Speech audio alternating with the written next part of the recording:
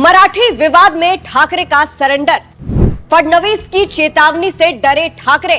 नमस्कार, मैं हूं आपके साथ सृष्टि श्रीवास्तव। कल तक मराठी ना बोलने वालों को गाल पर थप्पड़ मारने की बात कहने वाले राज ठाकरे आज सरेंडर कर रहे हैं और अपने कार्यकर्ताओं को आंदोलन रोकने को कह रहे हैं। कहा जा रहा है कि महाराष्ट्र के मुख्यमंत्री देवेंद्र फडणवीस की चेतावनी के बाद राज ठाकरे घुटनों पर आ गए हैं और मराठी भाषा विवाद को रोक दिया है। चलिए आपको भी बताते हैं पूरी खबर के बारे में।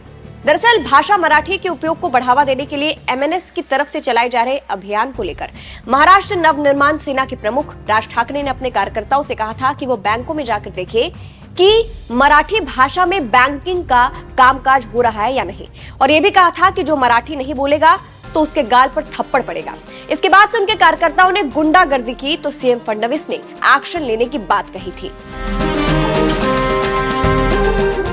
राज ठाकरे का कार्यकर्ताओं को पत्र। मीडिया रिपोर्ट्स के मुताबिक अब राज ठाकरे ने शनिवार 5 अप्रैल को पार्टी के कार्यकर्ताओं के नाम से खुला पत्र लिखा है, जिसको राज ठाकरे ने अपने सोशल मीडिया प्लेटफॉर्म एक्स पर पोस्ट किया है और लिखा है, मेरे सभी महाराष्ट्र के जवानों को।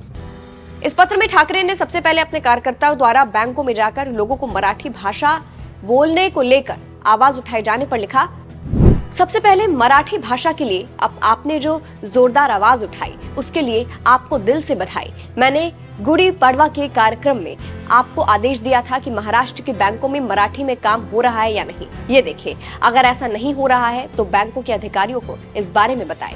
उन्होंने आगे लिखा, दूसरे दिन से ही आप सब महाराष्ट्र में बैंकों में गए और मराठी में काम करने का आग्रह किया, ये बहुत अच्छा हुआ। इससे ये संदेश गया कि मराठी भाषा और मराठी लोगों को कोई हल्के में नहीं ले सकता है। साथ ही महाराष्ट्र नवनिर्माण सेना की ताकत भी दिखाई थी। इसके बाद ठाकरे ने अपने कार्यकर्ताओं को आंदोलन रोकने के लिए कहा और लिखा, लेकिन अब इस आंदोलन को रोकना ठीक है। हमने इस मुद्दे पर काफी जागरूकता फैला दी है। हमने ये भी दिखा दिया कि अगर मराठी भाषा का सम्मान नहीं किया गया तो क्या हो सकता है। अब मराठी लोगों को खुद आगे आकर आग्रह करना चाहिए। अगर हमारे अपने लोग ही पीछे हट जाएंगे तो फिर आंदोलन करने का क्या फायदा। इसके अलावा फडणवीस के बयान को लेकर ठाकरे ने लिखा, कल कहीं मीडिया से बात करते हुए राज्य के मुख्यमंत्री ने कहा कि वे किसी को भी कानून हाथ में नहीं लेने देंगे। हमारी भी ऐसी कोई इच्छा नहीं है, लेकिन आप कानून के रक्षक हैं, तो क्या रिजर्व बैंक के नियमों का पालन करवाना आपका काम नहीं है? आप बैंकों और अन्य संस्थानों को मराठी का सम्मान करने के लिए कहे, फिर हम कानून हाथ में नहीं लेंगे, ये तय है। अब जिस तरह से राज ठाकरे ने अपने कदम पीछे किए हैं, कल तक आंदोलन की बात करने वाले आज इसे रोक रहे हैं, इसीलिए कहा जा रहा है कि राज ठाकरे ने सरेंडर कर दिया है। और क्योंकि उनका यह बयान फडणवीस की चेतावनी के बाद आया है, इसीलिए कहा जा रहा है कि फडणवीस के सामने घुटनों पर ठाकरे आ गए हैं। वहीं आपको बता दें, 30 मार्च को राज ठाकरे ने गुड़ी पड़वा के दिन शिवाजी पार्क में अपने कार्यकर्ताओं से कहा था, मुंबई में कुछ लोग कहते हैं कि हम मराठी नहीं बोलेंगे, लेकिन जो लोग मराठी नहीं बोलेंगे तो उनके कान के नीचे तमाचा मारने का काम भी किया जाएगा। महाराष्ट्र और मुंबई में मराठी का सम्मान किया जाना चाहिए। आगे अपने कार्यकर्ताओं से राज ठाकरे ने कहा था, आप पता लगाएं कि महाराष्ट्र के हर बैंक में मराठी भाषा का उपयोग होता है या नहीं। इसके बाद ठाकरे के कार्यकर्ताओं ने खूब प्रदर्शन किया था, यहाँ तक कि महाराष्ट्र के बैंकों में जाकर मारपीट भी की। जिसके बाद इस मामले में देवेंद्र फडणवीस ने मीडिया से बात करते हुए कहा था, महाराष्ट्र में मराठी भाषा के लिए आंदोलन करना गलत नहीं है।